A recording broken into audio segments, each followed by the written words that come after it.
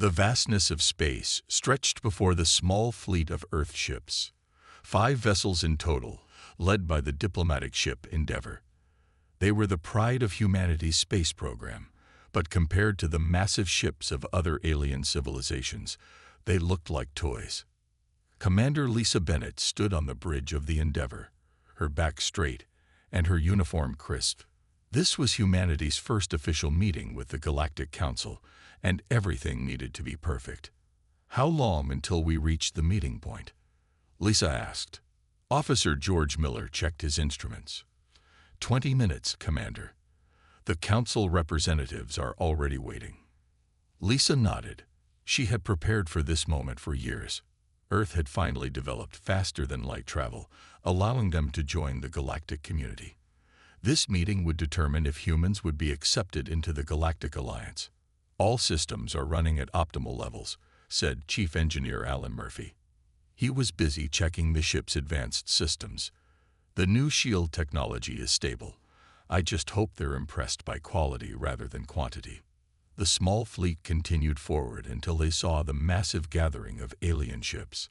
The Council had sent representatives from 12 different species, each ship at least 10 times larger than the Endeavour.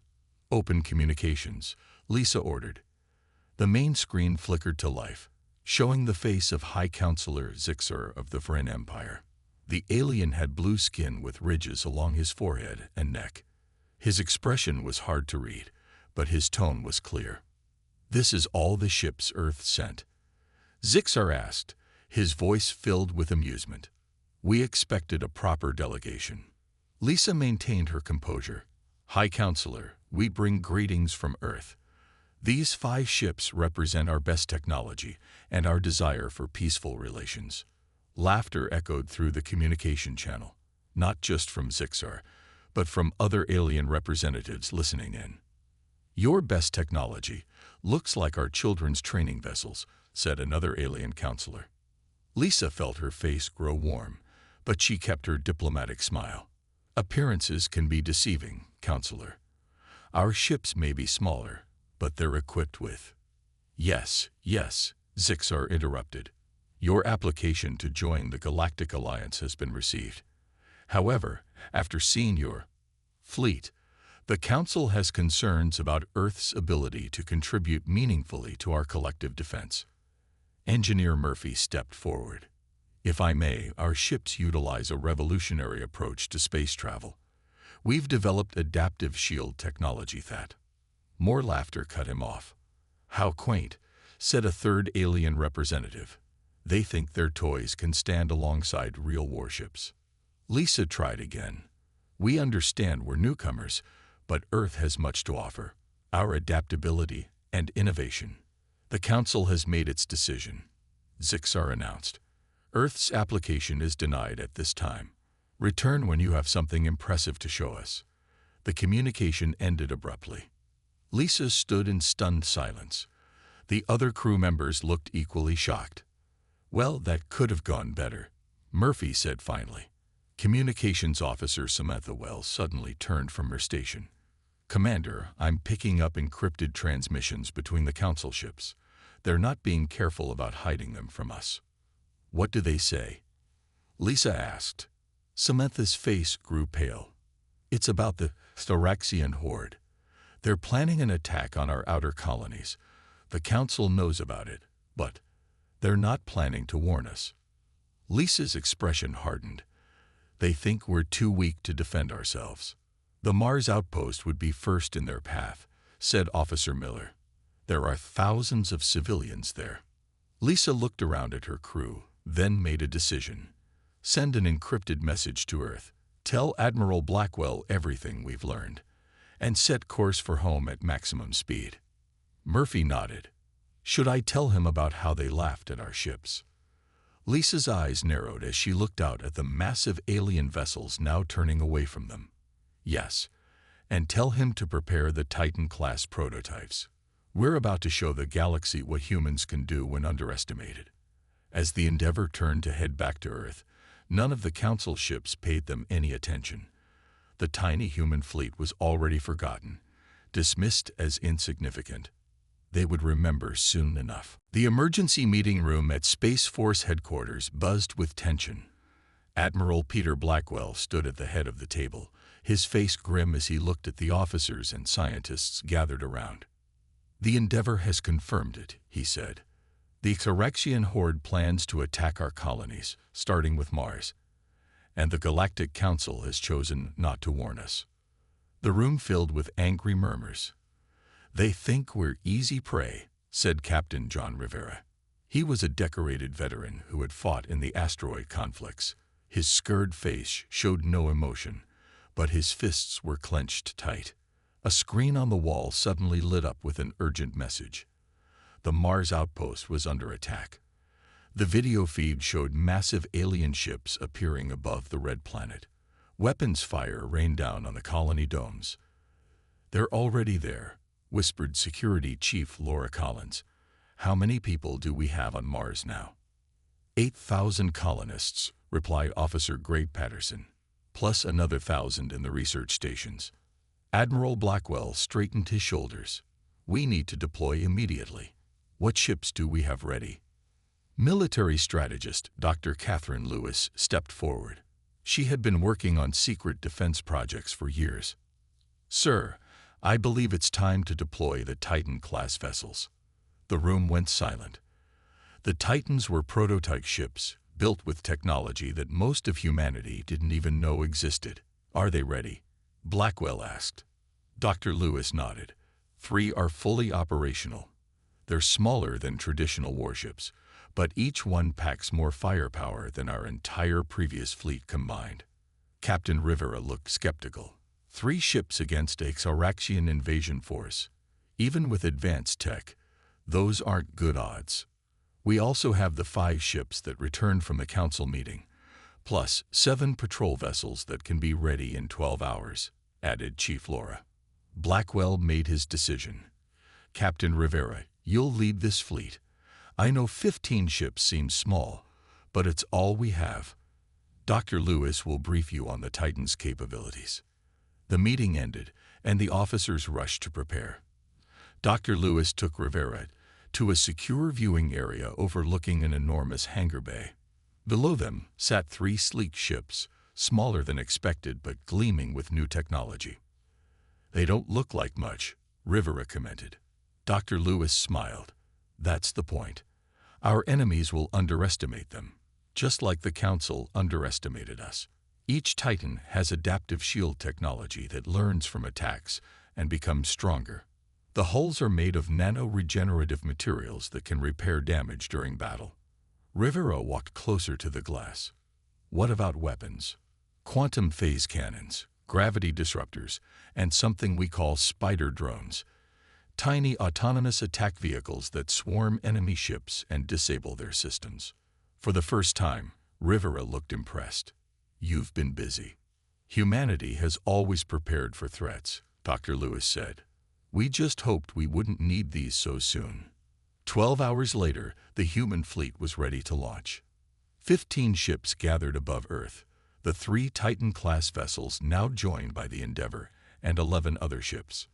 Commander Lisa Bennett had transferred to one of the Titans, serving as Rivera's second-in-command.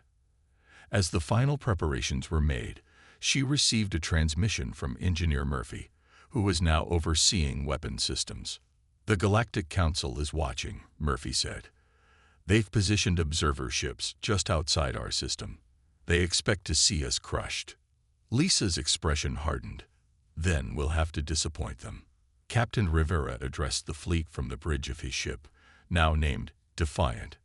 "This will not be a fair fight," he told them. "The enemy outnumbers us many times over. But they don't know what humans are capable of when pushed. They laughed at our tiny fleet, but they won't be laughing for long." The fleet moved into formation and accelerated toward Mars, where the Xeraxian ships continued their assault on the colony.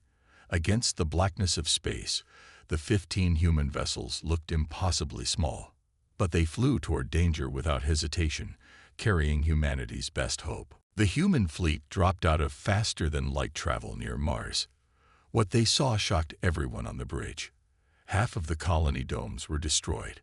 Fires burned across the surface of the red planet. The Exoraxian ships hung in orbit like giant predators, firing at anything that moved. "Count 37 enemy vessels," reported Officer Greg Patterson, "each one at least 5 times our size." Captain Rivera stood from his command chair. Any signs of survivors? Lieutenant Paul Martinez worked at the sensor controls. His fingers moved quickly across the screen. "I'm detecting life signs in the underground bunkers. Many colonists made it to safety, but they won't last long without help." The Caraxian fleet had not yet noticed the human ships. They were busy with their destruction of the Mars colony. "They're not even bothering with proper defenses," said Commander Lisa Bennett. "They don't expect any resistance." Captain Rivera nodded. "Then we'll use that against them. Lieutenant Martinez, take a small team in the scout ship. See if you can reach the survivors and let them know help is here." Martinez left the bridge immediately. Minutes later, a small scout ship separated from the Defiant and headed toward Mars, using the planet's dust storms as cover. "Now for the rest of us," Rivera continued. "Scientific Officer Olivia Grant, is the Chameleon Protocol ready?" Officer Grant was young but brilliant. She had helped develop many of the fleet's new technologies. "Yes, Captain. It will mask our energy signatures and make our ships appear much less powerful than they are." "Activate it," Rivera ordered. "Then prepare for my signal." The human fleet shimmered slightly as the Chameleon Protocol took effect. To any observers, they would now appear as simple transport vessels with minimal weapons. On the bridge of the Defiant, Rivera outlined his plan. "We'll split into 3 groups. Commander Bennett will lead the Titan ships directly at the largest enemy vessels. I'll take the Defiant and 2 others to protect Martinez and the survivors. The remaining ships will circle around and attack from the far side of Mars." The officers moved quickly to carry out their orders. On the scout ship, Lieutenant Martinez and his team reached the surface of Mars.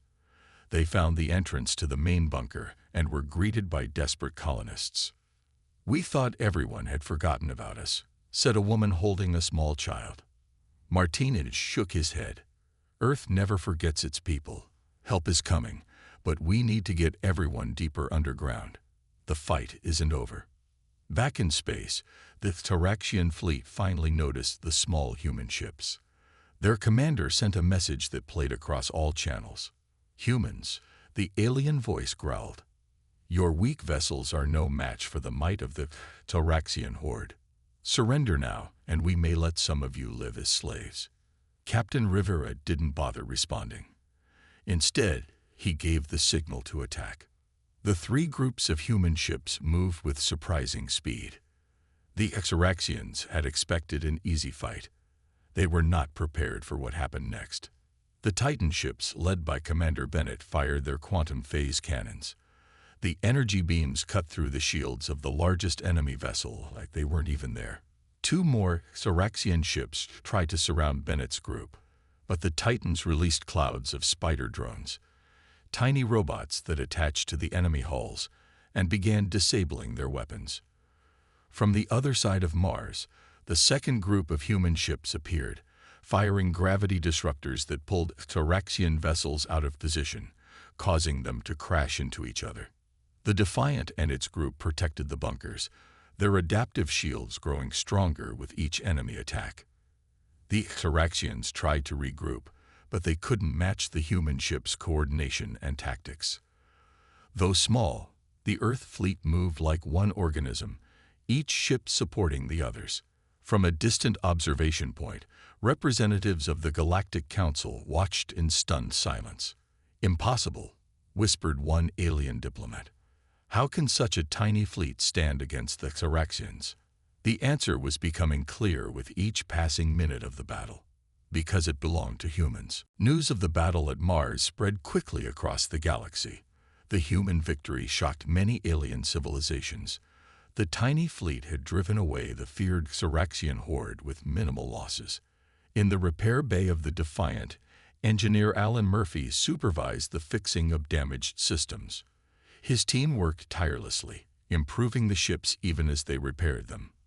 We can increase shield strength by another 15%, Murphy told Captain Rivera.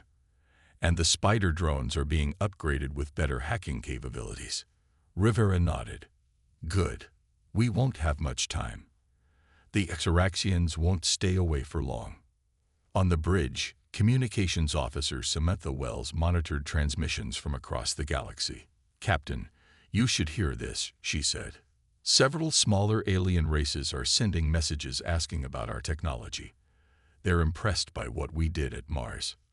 What about the Galactic Council? Rivera asked. Wells shook her head. They're calling it luck. High Counselor Zixer released a statement saying our victory was a fluke against an unprepared enemy force. Rivera smiled slightly. Let them keep underestimating us. 3 days after the Battle of Mars, sensors detected a massive fleet heading toward Europa, one of Jupiter's moons. The human research base there housed 500 scientists and their families. They're back, announced Officer Patterson. And they've brought friends. I count over 200 Soraxian warships. The human fleet, now fully repaired, prepared to defend Europa. This time they faced an enemy force that outnumbered them more than 13 to 1. They won't be caught by surprise again, said Commander Bennett. Our previous tactics won't work twice. Tactical Officer Daniel Wright stepped forward. He had been quiet until now, but he was known for thinking outside normal military strategies. Captain, I have an idea, Wright said. Jupiter's gravity well can be used to our advantage. If we position ourselves correctly, we can use it to increase our maneuverability while making it harder for larger ships to change course quickly. Rivera looked interested. A space version of guerrilla warfare. Wright nodded.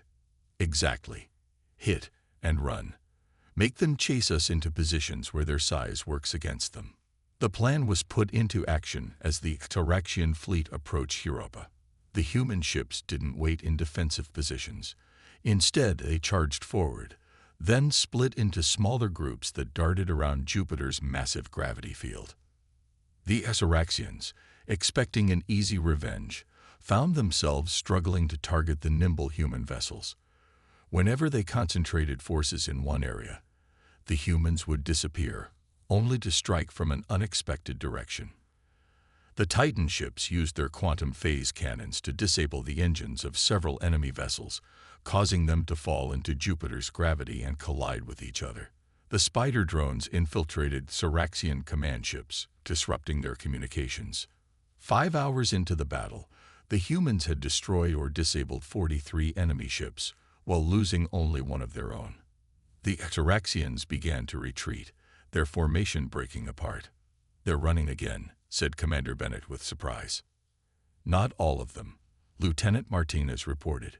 One of their command ships is disabled but intact. We could board it. Captain Rivera made a quick decision. Do it. Take a team and see if you can capture their leadership. We need information. Martinez led a boarding party onto the Exaraxian vessel. After a brief firefight, they captured the ship's commander, a large alien with gray armor and sharp teeth. Back on the Defiant, the alien prisoner was placed in a secure room. Through translation software, Captain Rivera questioned him. Why are you attacking human colonies? Rivera asked. The Exaraxian commander looked confused. We were told humans were weak, easy targets with primitive technology. The council said your species was barely worth conquering. And now, pressed Rivera. The alien's expression was hard to read, but his voice held a new tone. Now we do not understand. Your ships are few but fight like many. Your weapons should not exist at your species' development level. It makes no sense. From his observation post, High Counselor Zixar watched recordings of the battle with growing concern.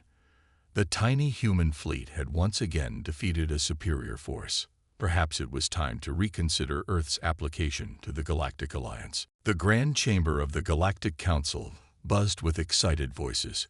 Representatives from 200 alien species filled the room, all talking about the same thing: humans.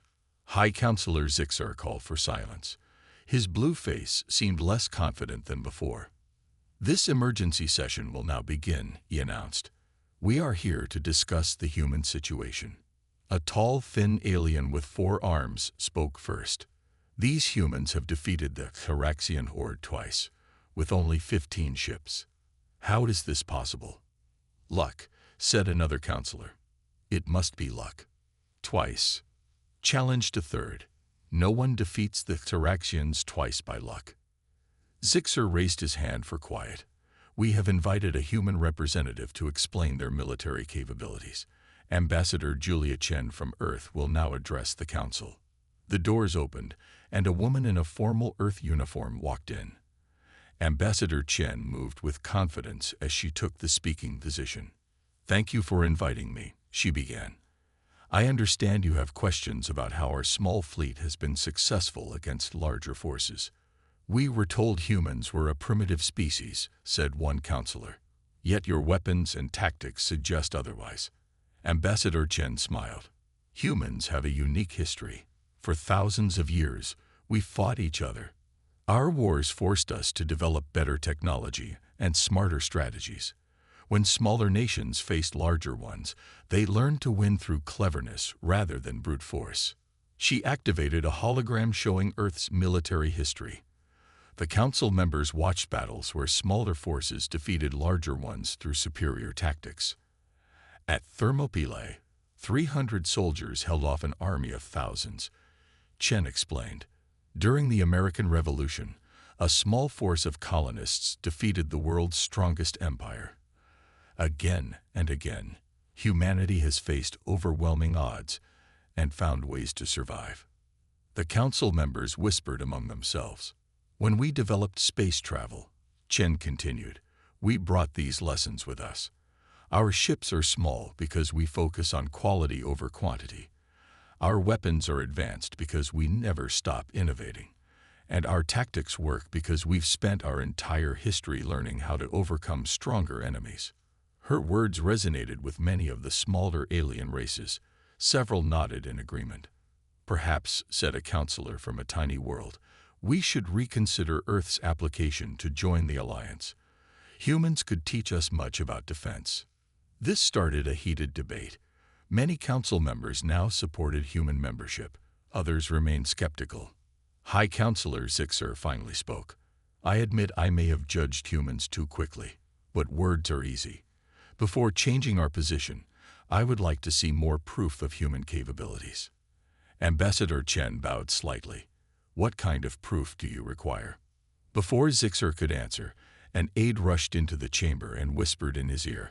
The High Counselor's face darkened. It seems, he announced, that the Hyraxians have gathered their entire fleet. 3,000 warships are now heading toward your homeworld, Earth. They intend to end the human threat once and for all.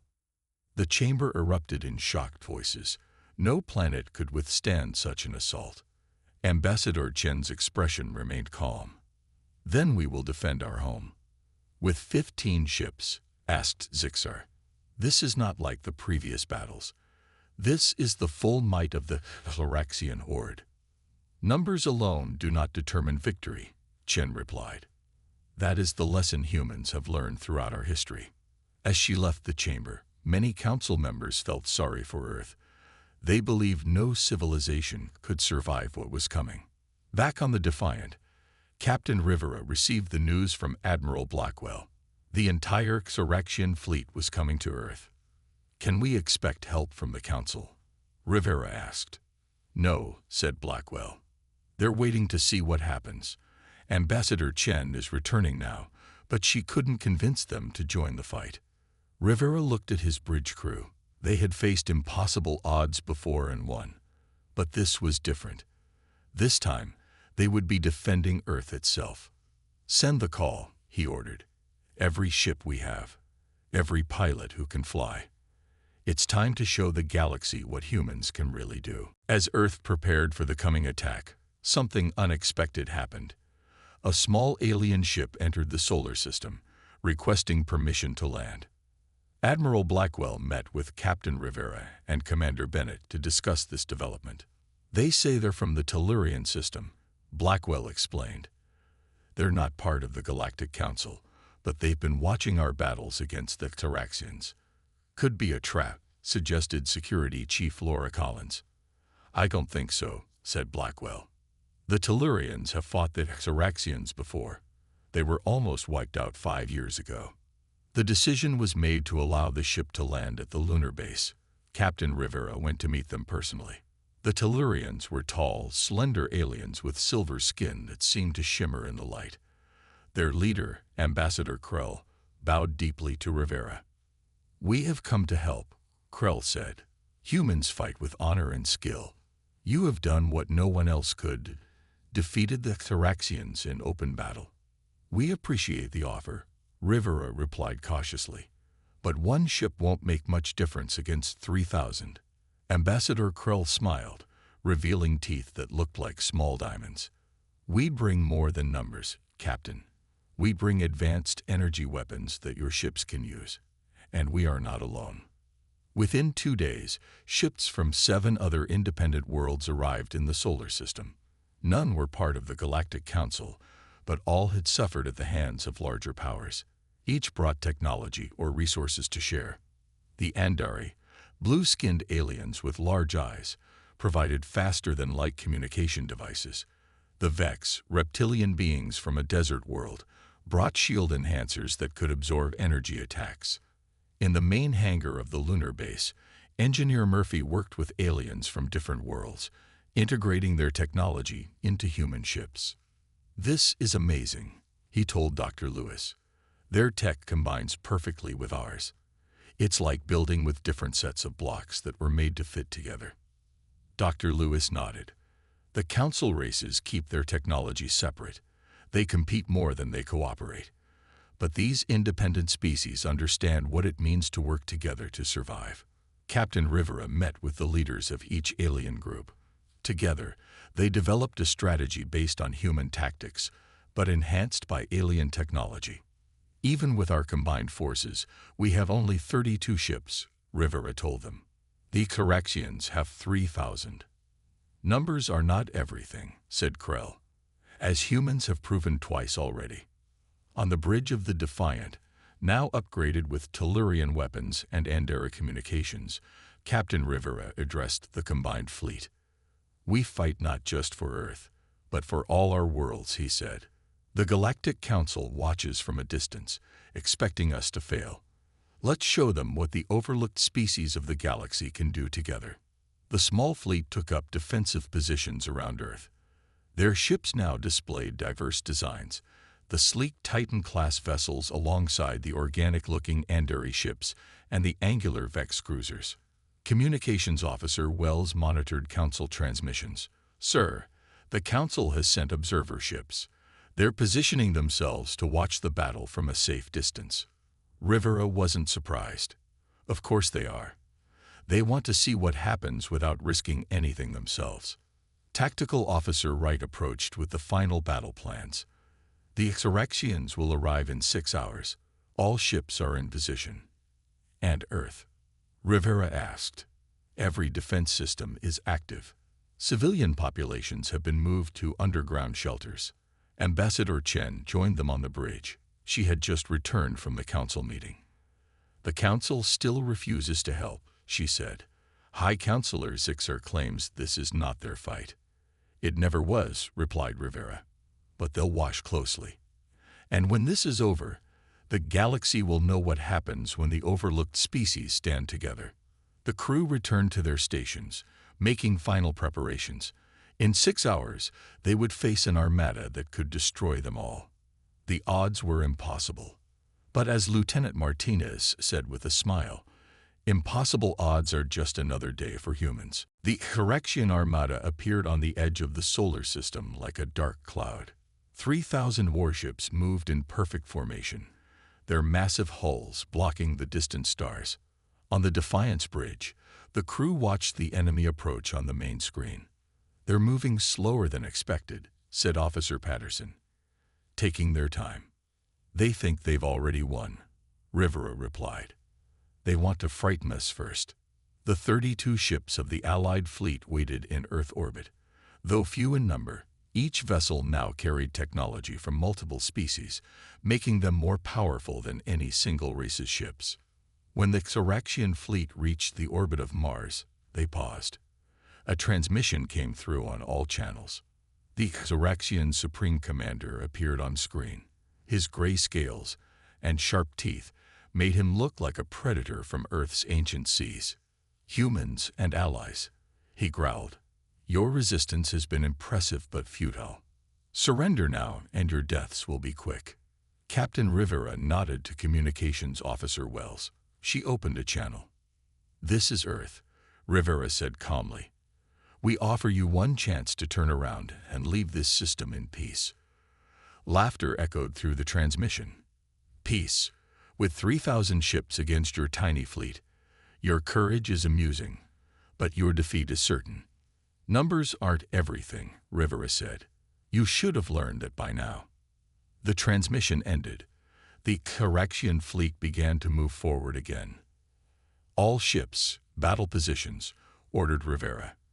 As the Allied fleet spread out, he turned to Scientific Officer Grant.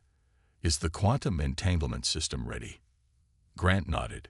"Yes, Captain. All torpedoes are linked.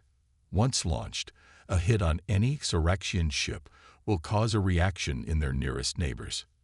This was humanity's secret weapon, developed by Engineer Murphy, based on Tellurian energy technology and human innovation. The torpedoes used quantum entanglement to create a chain reaction through enemy ships that were close together. The Xeraxian fleet approached in a tight formation, their ships almost touching, perfect for the quantum torpedoes. "They're launching fighters," reported Tactical Officer Wright. Thousands of small ships poured from the Xeraxian warships, heading toward Earth. "Activate defensive grid," Rivera ordered. Around Earth, hundreds of small satellites came to life.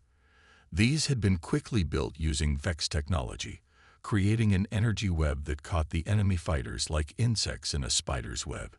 The main Xeraxian fleet adjusted course, heading directly for the Allied ships. "All vessels, execute Maneuver Omega," Rivera commanded. The 32 Allied ships suddenly broke formation, moving in seemingly random directions. But it wasn't random. Each ship had a specific target and role. The Defiant led a small group straight toward the enemy flagship. The Xeraxians fired massive energy weapons, but the combined shields, human adaptive technology enhanced by VEX absorbers, held firm. "Launch quantum torpedoes," Rivera ordered. The Defiant released its special weapons. They looked like glowing blue stars as they streaked toward the enemy. When the first torpedo hit a Xeraxian ship, it exploded in a flash of blue light. Then, like a chain reaction, the closest enemy vessels began to explode as well. Within seconds, over 50 Xeraxian ships were destroyed or disabled. The enemy fleet broke formation, trying to spread out to avoid the chain reaction effect. This was exactly what Rivera had planned for. "Lieutenant Martinez, you're clear to proceed," Rivera said over the comm. Martinez led a strike team in a small, fast ship that had been made invisible by Andari cloaking technology. While the main battle raged, his team approached the Xeraxian flagship undetected. Using cutting tools, they created an entry point and slipped inside. The alien crew, focused on the battle outside, didn't notice the small team of humans moving through their ship. Martinez led his team to the command center. With precision and speed, they neutralized the guards and took control of the ship's systems. "Command center secured," Martinez reported. "Disabling their communications and weapons control now." Without orders from the flagship, the Xeraxian fleet fell into confusion. Some ships continued to attack, while others held position, waiting for commands that never came. The Allied fleet pressed their advantage, targeting the largest enemy vessels first. The Titan-class ships, led by Commander Bennett, cut through the Xeraxian ranks with their quantum phase cannons. From their observation posts, the Galactic Council representatives watched in stunned silence. What they had thought would be a quick massacre had turned into something entirely different. The tiny fleet was winning. The battle lasted 18 hours. When it ended, the solar system was filled with the broken remains of Xeraxian ships. Over 2,000 enemy vessels had been destroyed.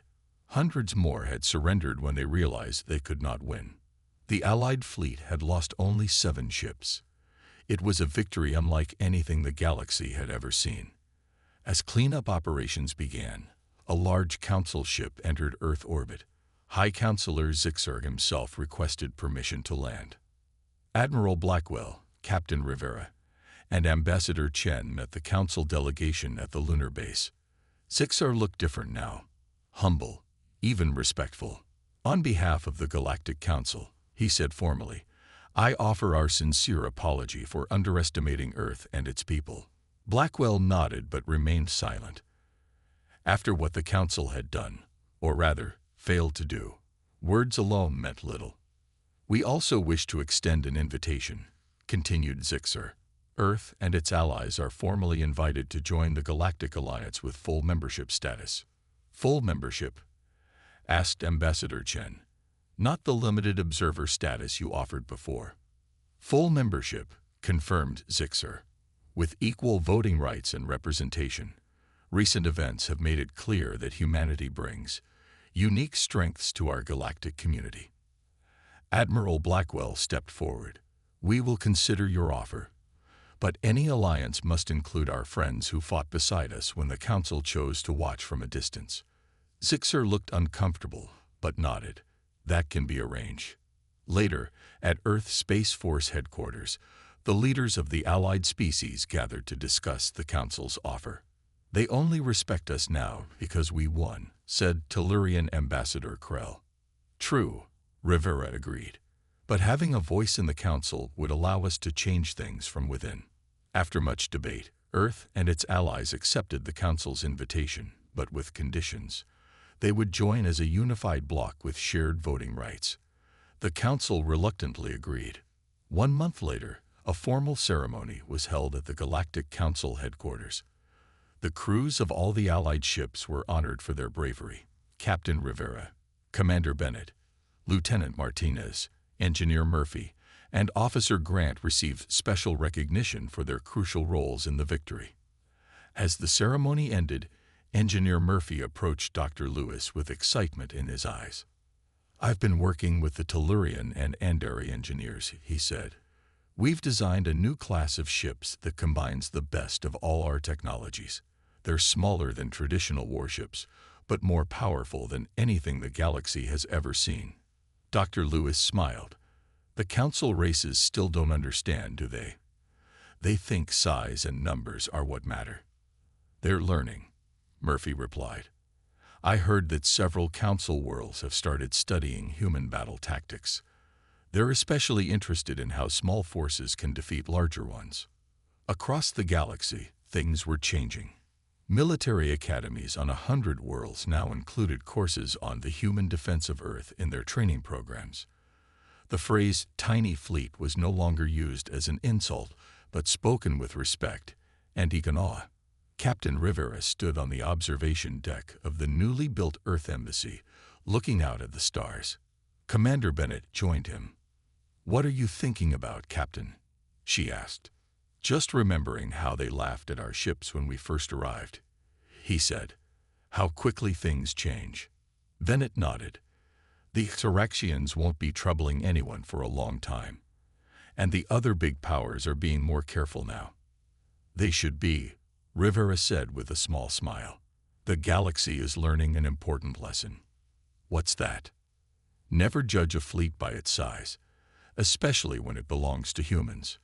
In the great chamber of the Galactic Council, a new display had been installed. It showed the 32 ships of the Allied fleet that had defended Earth. At the center was the Defiant, small but powerful. A plaque beneath the display carried a simple message that was now famous throughout the galaxy. Size isn't everything. Innovation, courage, and cooperation can overcome any odds. It was signed, Humanity and Friends, and no one was laughing anymore.